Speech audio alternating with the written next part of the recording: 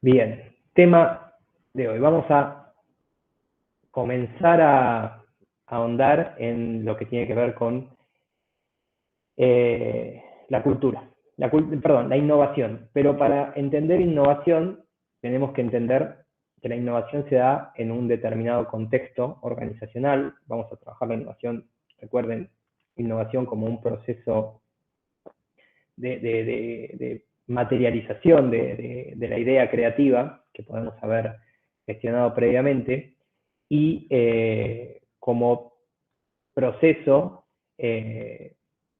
más bien de construcción y que por lo menos nosotros vamos a trabajarlo, como siempre digo, en el contexto de nuestro objeto de estudio, que es la organización. Tenemos que entender cuáles son los componentes o los elementos que influyen, impactan en este proceso de innovación, resultando la cuestión de la cultura organizacional como el elemento principal de mayor impacto sobre los procesos de innovación. Es por ello que hoy vamos a comenzar a empezar a trabajar, primero a hacer un abordaje sobre la innovación, pero desde el punto de vista de la cultura organizacional. ¿Bien? Bueno, ¿cómo venía con transiciones? Bueno, por cultura organizacional, lo que... perdón, ¿están viendo la presentación o están viendo La la...? presentación. Bien. Sí, sí, se ve. Ok. Bueno, por cultura organizacional, lo que tenemos que empezar a acercarnos conceptualmente, a mí no, como siempre digo, no me interesa, esta definición que hay acá es una definición que me interesa que tengan como referencia, pero no es para que se la aprendan de memoria, ni mucho menos, ¿sí? Lo importante es empezar a acercarnos al concepto y a ver qué hay adentro de lo que denominamos cultura organizacional. Ya, por cultura, más o menos todos tendremos alguna idea cuando hacemos referencia a es la cultura de esta organización, es la cultura de la empresa, es la cultura de esta familia, que tiene que ver con formas manifiestas de hacer, de interpretar, de ver la realidad, de hacer las cosas, rituales que se ejecuten dentro de la empresa, de la organización, de la familia, del grupo social, ¿sí?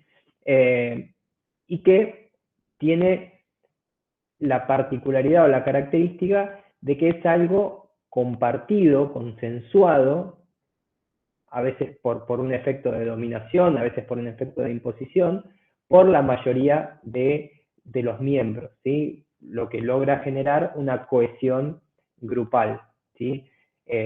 Son pautas, son normas, son formas de comportamiento que ¿para qué le sirven a ese grupo? Y hagan la extrapolación desde las unidades familiares hasta las cuestiones organizacionales o de empresas, para poder hacer frente y desenvolverse en el día a día ante determinado tipo de situaciones, sin la necesidad de tener que estar teniendo que dirimir en cada instante una situación como si fuera la primera vez. Son cosas que se van aprendiendo, que van siendo incorporadas al día a día, a las formas, pasan desde un estado o desde un nivel más visible a un nivel más invisible. Ahora vamos a ir también en ese análisis, para poder hacer frente o desenvolvernos o desarrollar actividades tanto que tienen que ver con la interacción con el medio externo, como también a nivel interno de la organización. Bien, esa cultura, a medida que se manifiesta en esas formas, a medida que se va prolongando en el tiempo y que va repitiéndose, va generando no una tensión, una conexión, como la conexión, como la sinapsis de las neuronas, se va reforzando ese cable que va uniendo esos puntos de comportamiento entre sus miembros y hace que se vuelva más robusta, más sólida, más consistente, lo que le da una visibilidad, un horizonte de sostenibilidad, de sustentabilidad en el tiempo. Y eso hace que cuando se incorporan nuevos miembros a la organización, eso esté ya aprendido por todos sus miembros previos, preexistentes, esa conducta, ese comportamiento ya está internalizado y es fácilmente trasladable hacia los nuevos miembros de esa organización. Y también expone mucho más fácilmente aquellos comportamientos que no se adaptan con esa cultura imperante ya. ¿Bien? Entonces, por eso alguien nuevo que viene con formas o que viene con un aprendizaje cultural de otra organización y que se incorpora a una organización nueva y que trae costumbres, formas, normas que son muy contrastantes con la vigente de la organización a la que se ha incorporado, resulta tan notorio esa falta de adecuación, esa brecha que hay entre esos choques culturales. Pasa mucho en las organizaciones que son absorbidas por otras, cuando una multinacional, cuando una gran compañía absorbe una organización más pequeña, son dos culturas totalmente diferentes, ni mejores ni peores, son totalmente diferentes, y ese choque cultural lo perciben, lo sufren generalmente los miembros de la organización que ha sido adquirida, que ha sido absorbida, porque claramente van a necesitar adquirir las costumbres o las pautas culturales de la organización que las adquirió. Pensemos por fuera del ámbito organizacional lo que sucede con las oleadas inmigratorias o migratorias. Pensemos en la gente de Afganistán que ha sido, que ha salido espantada de su país por los recientes episodios y que va a insertarse, por ejemplo, en una cultura norteamericana o en una cultura europea.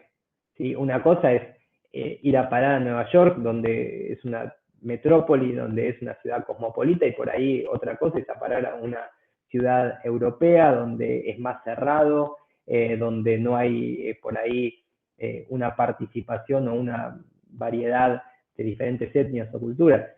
Ahí también hay un choque cultural muy fuerte y que la organización, vamos a decir, la gente que viene emigrando de otros países es la que tiene que terminar adaptándose. Aunque con el tiempo, como pasa en las grandes capitales, termina generándose un mix, una variación, un conjunto de diferentes culturas que todas terminan integrando algo mucho mayor. Bueno, nos fuimos de tema, pero también me parece que servía como para poder dar algún tipo de ejemplo respecto de esto. En lo que hace a este tema de la cultura organizacional, ¿qué componentes es importante que empecemos a tratar de identificar en las culturas organizacionales? Bueno, hay componentes que son visibles, como les decía, ¿no? Aquellos que son fácilmente identificables, y hay algunos otros que, si lo viéramos como planteamos acá en esta línea, que son menos visibles, ¿sí? Que empiezan a situarse en el inconsciente de la organización. Acá ya no pensemos tanto en un nivel individual, sino pensemos en un nivel colectivo. Y, como siempre les digo, estas cuestiones son más bien ejemplificadoras. No hay tal, en la práctica, en la vida real, no hay tal modelo de ejecución en donde tenemos en un extremo lo inconsciente y en otro extremo lo visible. Todo está matizado y lo importante es que podamos usar estos modelos a los fines de entender los conceptos nuevos. ¿Bien? Pero bueno, el hecho de que haya algunos componentes que sean más visibles y otros que estén en un lugar más del inconsciente de la organización, tiene también su rebote respecto de esos componentes. ¿Cuáles son esos componentes que encontramos en cada uno de estos niveles de visibilidad, si quieren, le podemos poner? Y que hace, lógicamente, a la complejidad del sistema social organización, ¿bien? Empresa, organización, como queramos decir. Desde el lado de lo visible, los artefactos es todo aquello que vemos, escuchamos, o sea, de la manera que la organización trate a las personas, el tipo de rituales, me refiero a, se celebran los cumpleaños, el día del cumpleaños se le da el día libre a la persona, ante las nuevas incorporaciones, cómo se las recibe, bueno, tipo de reuniones anuales, comunicación del nivel más alto de gerencia, la forma en la que se visten la gente, la forma en que se los trata, bueno, todo eso es lo que se ve, lo que se escucha, eso es el nivel más consciente y el más visible, y se lo denomina artefactos, ¿sí? Conceptualmente el elemento se denomina de esa forma. Cuando nos vamos alejando del lugar o de aquellos artefactos, aquellos elementos más visibles, empezamos a transitar un camino que queda ahí como a medio camino, ¿no? Entre lo visible y lo no tan visible. Los valores compartidos. Acá ya vamos incorporando elementos que, si bien tienen un nivel de visibilidad o de expresión, no, ya implica que este elemento está más arraigado en ese nivel más inconsciente de la organización, ¿sí? Que como de la personalidad de esa organización, y es lo que va tipificando y lo que va caracterizando a cada organización. Es la forma, por ejemplo, en la que una organización justifique o explique sus actitudes, ¿bien? La actitud o el ritual es esa cuestión más visible, la forma, lo que le da sustento, la explicación que le dé sustento a ese comportamiento, van a ser esos valores compartidos, ¿no? Compartidos obviamente por los miembros de la organización. Cuando digo compartido por los miembros, no quiere decir por todos los miembros, ¿no? En una generalización. Tal vez el valor funcional de los valores compartidos es que, así como en una familia, el sistema de valores por el cual se muevan y evalúen y sustenten el accionar en el día a día, tienen un valor funcional de simplificar esa toma de decisiones. Es lo que les decía antes, ¿no? Si tenemos que estar analizando cada situación para tomar una decisión, en el sentido de hacer un análisis completo, eso generaría una parálisis de toda la organización, llámese empresa, llámese grupo familiar. Entonces, el sistema de valores compartidos, que implica ya un nivel de madurez cultural mayor al inicial, nos sirve para simplificar, por ejemplo, la toma de decisiones. ¿En dónde se ve reflejado, por ejemplo, en una organización el sistema de valores compartidos? ¿Alguno quiere arriesgar una respuesta? ¿Qué creen ustedes en dónde se ven reflejados los valores compartidos de los miembros de una organización? Más que de los miembros de la organización, ¿no? Cuando digo la organización, incluimos a los miembros de la organización. ¿Atención al público? ¿Cómo? ¿Atención al público puede ser? En la atención al público, sí. Sí, en la forma en la que se le brinda la atención al público, en la forma en la que se lo trata bien. Ausentismo. ¿Qué sería eso? A ver, ¿cómo sería? ¿Cuánto faltan a no trabajar? Sí, pero ¿cómo estaría reflejado ahí la cultura organizacional? O el sistema de valores, o ¿en qué valor estaría reflejado ahí? Sí, en el descontento que les pueda generar o provocar estos valores. Habría que buscarle una vueltita más ahí. Le falta, o sea, el hecho emergente es el ausentismo. Bueno, ese ausentismo vos decís que es una respuesta a una determinada pauta cultural de la organización. O sea, el ausentismo como un síntoma de algo que está pasando dentro de la organización, ¿te sigo? Sí, más como un estimulante o este hecho de de que quizás no compartir los valores, los significados, haga que, no sé, sea ante cualquier inconveniente o cualquier problema que la persona no vaya a trabajar. Claro, pero entonces ahí lo que vos estás planteando es una situación en donde no hay una cultura, o donde no hay un sistema de valores compartidos. Precisamente lo que hay es una disfunción y una reacción que ya lo vamos a ver más adelante, que tiene que ver con las subculturas o con las contraculturas. El valor compartido,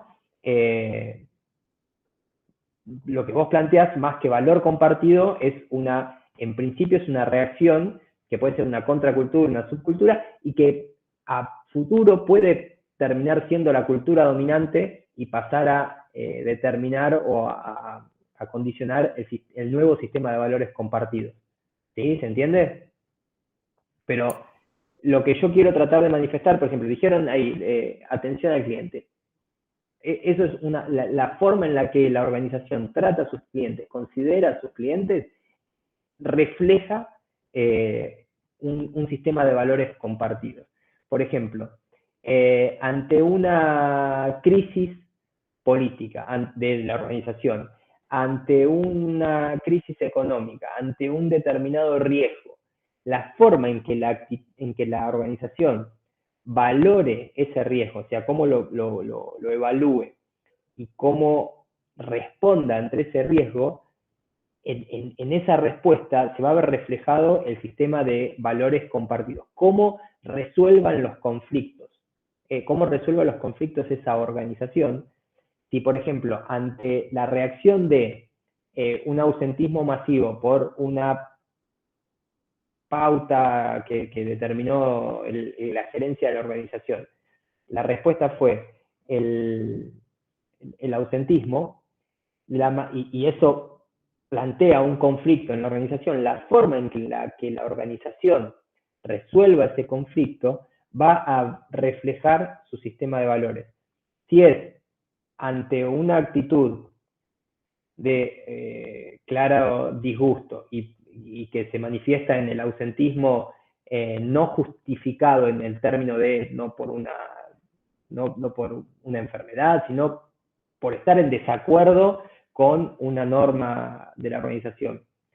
La respuesta de la organización, que está mal dicho, la respuesta del gerenciamiento de la organización es aplicar una sanción. Eso demuestra un nivel de gestión del conflicto que refleja un determinado sistema de valores, ¿sí? Es una organización con un nivel de madurez y de consenso y de diálogo muy bajo, ¿sí? Y que dirime todo a través de la disputa. Y en definitiva, el que queda en pie es el que gana. Cualquier semejanza con la realidad,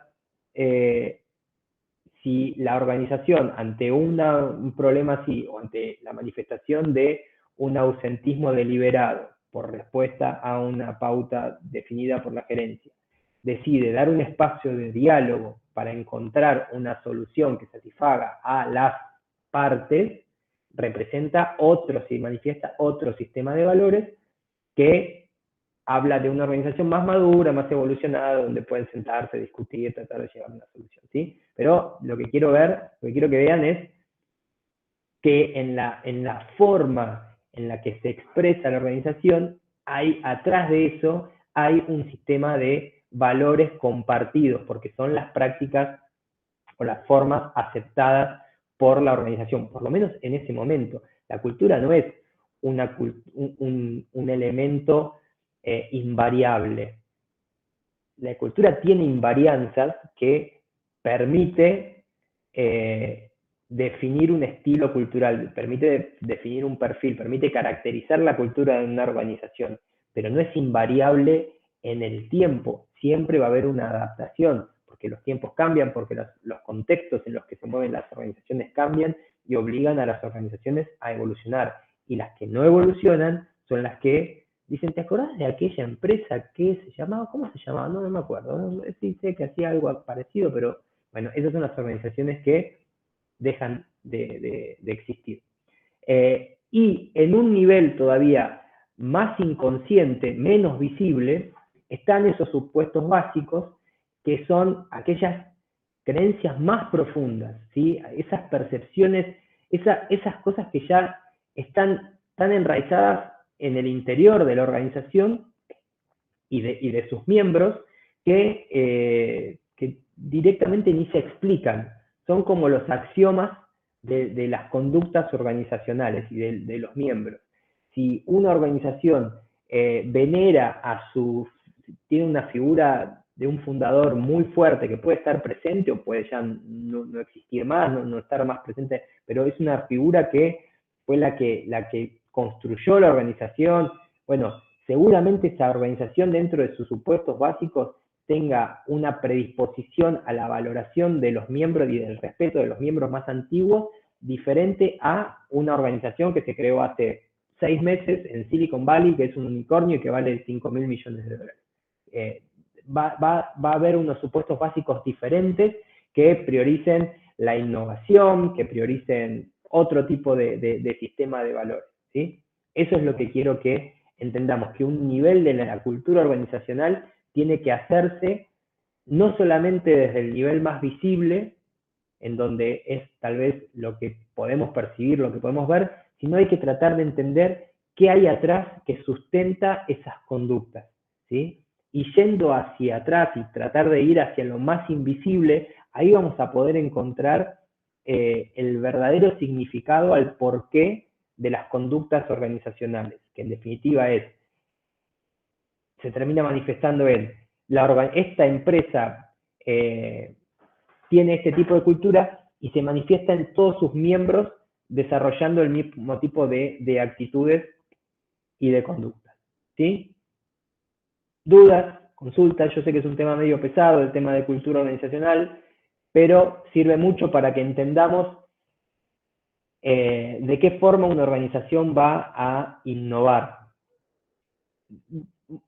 Ahora lo vamos a ver, un par de slides más adelante, vamos a ver que las organizaciones que descartan del análisis la cuestión cultural son organizaciones que generalmente en sus análisis y en sus producciones, o en la producción de esos análisis, suelen equivocar el diagnóstico, porque no contemplar a la cultura es no estar viendo algo que es central para el desarrollo de las organizaciones y de sus miembros. Los que no entienden o los que no hacen el esfuerzo deliberado por intentar entender y por intentar generar y conducir el tema de la cultura organizacional como un proceso, raramente pueden tener o si lo tienen es erróneo, un horizonte de sustentabilidad a mediano a largo plazo. Tal vez en el corto plazo cuestiones coyunturales les puedan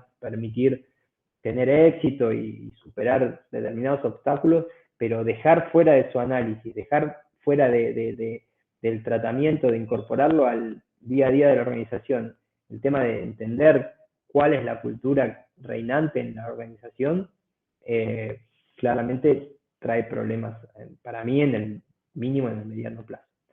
¿Dudas con respecto a esto, chicos? Sigamos avanzando. ¿No hay dudas? Bien. Bueno, acá seguimos tratando de simplificar el análisis desde el punto de vista de asignarle categorías que nos permitan meter adentro de esas categorías los conceptos y que a los fines pedagógicos nos sirva para entender. Pero de nuevo, sobre todo el tema cultural, es un tema que es complejo y que en el análisis hay que contemplar todos estos elementos que estamos viendo, ¿bien? No es que algo pueda analizarse fácilmente segmentando por los conceptos, no. Hay que tratar de identificar los conceptos que vamos viendo en las realidades que estemos analizando para entender de qué forma cada uno impacta e influye en el escenario que estemos, que sea objeto de estudio, ¿bien? Bueno, tema ya yendo a la cultura organizacional, con dos variables muy importantes, la adaptación y la madurez. Cuando hablamos de la adaptación, pensemos en una escala o que tiene como dos extremos, ¿no? Las organizaciones que tienen una cultura adaptativa y una cultura no adaptativa o poco adaptable. Y entre medio de todo eso, la escala. Cuando hablamos de adaptativa, nos estamos refiriendo a organizaciones que tienen normas de comportamiento que toman en cuenta las cuestiones relacionales, ¿sí? Tanto hacia afuera, recuerdan lo que dijimos anteriormente, ¿no? En esa definición de cultura, que eran una serie de conceptos, de normas, de comportamientos para la adaptación externa y la organización interna. Bueno, acá también, lo adaptativo tiene que ver con generar normas, comportamientos, conductas que pongan el foco, que estén mirando aspectos relacionales hacia afuera y hacia adentro, o sea, con los clientes y no solo, o sea, una empresa hacia afuera no se relaciona solamente con los clientes, hacia el afuera y hacia adentro, ¿no? Hacia empleados, clientes, como para simplificarlo, pero hay mucho más en el afuera, sobre todo, que los clientes. Las personas, el concepto de personas está muy en el centro, ¿sí? Y todos esos procesos que le generen valor, que generen cuestiones como equidad, inclusividad, que contemplen la diversidad, van a conformar procesos centrales dentro de la conformación o la caracterización de la cultura de este tipo de organizaciones, ¿sí? Entonces, adaptativas, contemplar a las personas en el centro, aquellos procesos que generan valor, ¿sí? A partir de la inclusión, la equidad, la diversidad, contemplar la diversidad, y que ponga el foco en temas relacionales, en cómo nos relacionamos en términos de hacia el afuera y hacia el adentro, ¿bien? Y lo no adaptable, desde el otro lado del espectro, bueno, acá el comportamiento no es tanto por lo relacional, sino más por lo normativo, ¿sí? Procedimientos firmes, procedimientos férreos, que regulan las normas, los comportamientos, porque buscamos que predecir el comportamiento. El objetivo de un manual de normas y conductas es predecir el comportamiento de las personas dentro de la organización, de que ante determinada situación la gente puede actuar de esta manera o de esta manera. Fuera de eso, está fuera de la norma.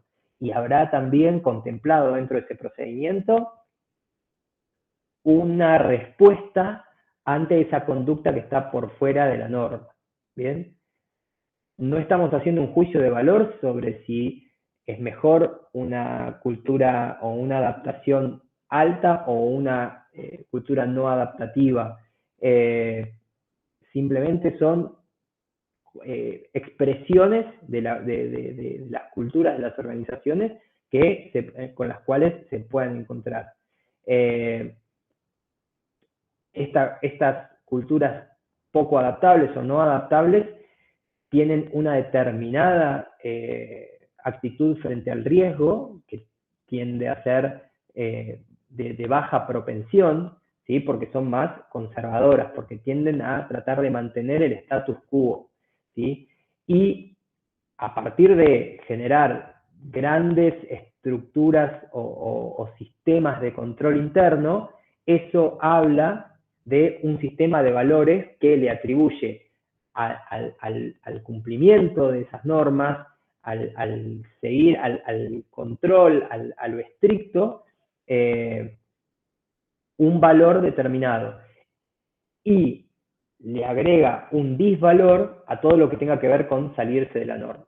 Por lo tanto, este tipo de organizaciones tal vez tenga una forma de plantearse la innovación de una manera muy distinta a una organización que sea más adaptativa. Claramente, ¿cuál de las dos tipos de organizaciones o de culturas organizacionales ven que puede tener una mayor propensión a la innovación? Está clarísimo que es las que se paren del lado de las culturas adaptativas.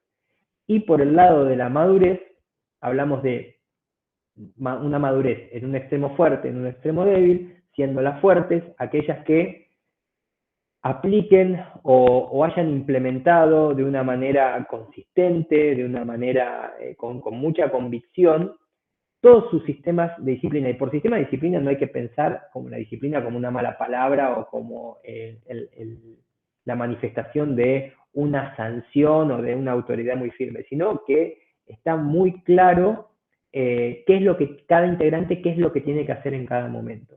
Eso es una cultura con un nivel de madurez fuerte, ¿sí? En donde cada uno de sus miembros tiene aprendido cómo debe responder en cada situación. Y puede haber un sistema de premio-castigo o puede haber un conocimiento respecto de las normas y de lo que se espera en la organización de cada uno, ¿sí? No tiene que ver con la cuestión por ahí represiva o coercitiva que se desprende de hablar de sistemas disciplinarios. Y por el otro lado, en el otro lado también las culturas con una madurez más débil, con una madurez menos desarrollada, son esas culturas incipientes que están como en proceso, en un estado más gaseoso, en donde están todavía en una formación, ya sea porque la empresa, la organización tiene poco tiempo de formación, o porque ha habido algún cambio muy grande, pensemos en un cambio generacional, el líder se retiró, se murió, se fue, y hay un espacio de incertidumbre, hay un espacio de volatilidad, hay un momento en donde hay cosas que se están por definir, y es donde puede donde puede existir el surgimiento de subculturas o contraculturas, que es lo que tratábamos de hablar antes, y todo esto lo que va a generar es, en buenos términos, o dependiendo de las características de la organización, una batalla, en el buen sentido, entre esas distintas culturas o subculturas o contraculturas para ver cuál termina siendo la cultura dominante. Claramente, este no es un proceso que pueda prolongarse demasiado en el tiempo porque se come a la organización, hace que la organización se implote. Pero sí puede darse por un determinado tiempo hasta que finalmente una de esas culturas o subculturas sea la que finalmente termine siendo la cultura dominante, y a partir de ahí transite el camino hacia una madurez más fuerte, vamos a decirlo en términos de los parámetros que hemos visto. ¿Bien? Pregunto nuevamente, ¿dudas acá antes de que sigamos? ¿Algo que no haya quedado claro respecto de estos parámetros? ¿O de qué forma estamos analizando la cultura en las organizaciones? Ya vamos a llegar a la parte de innovación, creo. No sé si llegamos hoy, pero este es como el último tema que vamos a ver antes del parcial. ¿No hay dudas? Bien. Entonces, ya tenemos una idea, creemos que tenemos una idea de lo que es la cultura. Sabemos que esa cultura, de la forma en la que se haya creado, de la forma en la que se haya cimentado, de la manera en que se replique en el día a día, la coherencia que tenga, la fuerza que tenga en sus manifestaciones, la repetitividad, la aceptación por sus miembros, va a tener, de acuerdo a todo ese conjunto de características que les acabo de nombrar, va a generar un determinado grado o va a impactar en esa supervivencia, en ese horizonte de sustentabilidad de esa organización, dentro de un determinado ecosistema. Todos los elementos que acabamos de ver condicionan a la continuidad de esa cultura dentro de la organización y por tanto condiciona la vida y la continuidad de esa organización. Creo que esto era lo que les decía antes, que porque no es algo que suele tangibilizarse de forma tan fácil, no se la suele contemplar dentro del diseño organizacional. Cuando hablamos de diseño organizacional es cómo vamos a estructurar la organización, cuáles van a ser los mecanismos de promoción, cuál es nuestro sistema de retribución, de qué forma vamos a planificar nuestro crecimiento, bueno, todas las cuestiones que tienen que ver con el diseño organizacional, la estrategia, etcétera. Como no es algo que lo podamos palpar dentro de la operación, uno suele tener una visión más que va a lo ejecutivo, a lo operativo, o a lo táctico, y deja fuera del análisis, en el momento ese del diseño organizacional, deja de lado el tema de la cultura. Y claramente esto es el error que le decía antes, y que tiene un impacto negativo en las estrategias.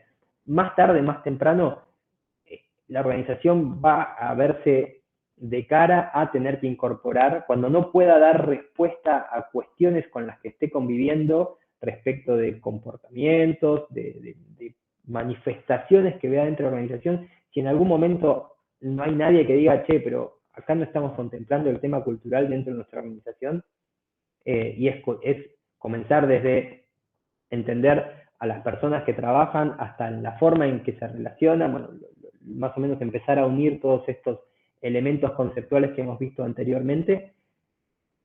Más tarde, más temprano, tienen que hacerlo, porque si no, la continuidad de esa organización está condicionada. ¿Bien? Entonces, entender que hay, a partir de el entendimiento de la visualización de esa cultura, tiene que haber una alineación con el diseño organizacional, con cómo se van a ir incorporando todos los distintos elementos dentro de una organización que le dan vida y que le dan sustento desde lo más visible, ¿no? Desde la parte operativa, pero que hay en un estadio o en una capa menos visible un montón de aspectos que tienen que ver con estos aspectos culturales que le dan coherencia, le dan una intención, le dan un sentido al día a día de esa organización y de los miembros que los contienen. ¿Bien? Yo, mientras no me digan que hay alguna duda, yo sigo avanzando. Un concepto muy, lo que resulta de la cultura, lo que termina manifestándose o cómo terminamos caracterizando a las organizaciones, hablamos de la identidad, ¿sí? Cuando una organización logra tener una identidad, quiere decir, una identidad es algo único, unívoco, irrepetible, ¿sí? Nosotros somos únicos, hay un solo Martín Beira, hay una sola Barbie, hay uno solo de cada uno de nosotros, y eso implica que hay una identidad, que hay una serie de características, ¿sí? Que le dan un contexto único a esa organización y que es necesario para lo que veníamos hablando, ¿no? Para que la organización pueda pensarse hacia futuro, o sea, que podamos hablar de la supervivencia de la organización. Dentro de esa identidad está lo que no cambia y lo que hace a esa organización distintiva, que son esas invarianzas. Y como dije anteriormente, esto no es, la invarianza es lo que le otorga la característica en ese momento, en ese proceso, en ese tramo, en ese segmento temporal, que puede ser 5, 10, 50 años, no importa, pero que sí no es invariable en el total del tiempo, no se puede plantear una invarianza en la totalidad de la identidad de una organización, porque va a haber adaptaciones que seguramente tal vez no choquen o no rompan con la naturaleza, con el núcleo, con la esencia de la cultura, de la identidad de esa organización, pero que va a haber una adaptación seguro porque los contextos cada vez mutan y evolucionan de forma más vertiginosa, y eso obliga a las organizaciones a estar, sobre todo a las que interactúan en ambientes muy dinámicos, las obliga a estar haciendo esa revisión interna permanente. Y eso va a estar, lógicamente, teniendo un impacto en, de nuevo, cómo se diseña esa organización y cómo se transforma permanentemente. Si tenemos una identidad que consideramos firme, invariable, que no debe cambiarse para no traicionar su esencia, para no traicionar la esencia de quienes la fundaron, porque hay un legado muy, muy fuerte. Bueno, ante cambios en el entorno que requieran, que demanden cambios también en la cultura organizacional, va a ser muy difícil que esa organización, o va a ser muy traumático para esa organización, transitar ese proceso de cambios. Y si no los logra transitar, ve condicionada su supervivencia, su continuidad. ¿Bien? ¿Está claro? ¿Podemos seguir? ¿Sí? No les estoy viendo las caras, por eso... Sí. Sí. ¿Sí? Bien. Bueno, y déjenme ver si vamos a arrancar con esto. No, esto vamos a dejarlo, ya los torturé demasiado. Porque lo que viene ahora es empezar a hablar ya de, propiamente dicho, los diferentes tipos de culturas innovadoras. Pero vamos a dejarlo para la clase que viene, en donde vamos a ver los diferentes tipos de culturas innovadoras. Ya vamos a hablar directamente de distintas formas o distintos modelos de innovación, la innovación incremental, la innovación disruptiva, cuáles son las características de cada una de ellas. Vamos a trabajar incorporando a la innovación, así como vimos la cultura como concepto y vemos la innovación, cuando empezamos a mezclar todo eso dentro de una organización, no podemos dejar de lado un elemento esencial, que es la forma en la que esa organización gestiona la innovación. Gestiona todo y gestiona específicamente la innovación. Entonces vamos a hablar de los modelos de gestión e innovación y vamos a ver que hay también una manera de caracterizarlo, y vamos a ir a lo último de este primer tramo de la materia, que tiene que ver con distintos tipos de innovación. Y esto les va a servir para los trabajos prácticos que vamos a, o para el trabajo práctico integrado que vamos a preparar para el segundo tramo de la materia. ¿Bien? ¿Sí? ¿No? ¿Tal vez? Sí. Bueno. Sí. Está bien. Un entusiasmo. ¿Dudas? ¿Algo que quieran preguntar antes de que nos despidamos hasta la semana que viene? Nada. Bien. Bueno, entonces nos vemos el jueves que viene, chicos. Que tengan una buena semana. Gracias, Barbie, perdón, ¿algo que vos querías, Gracias, algo que nos necesitabas vemos. agregar? Barbie, ¿vos? No, perfecto. Chao, nos vemos. No, gracias. Bueno, adiós. Chao. Chao. Chao.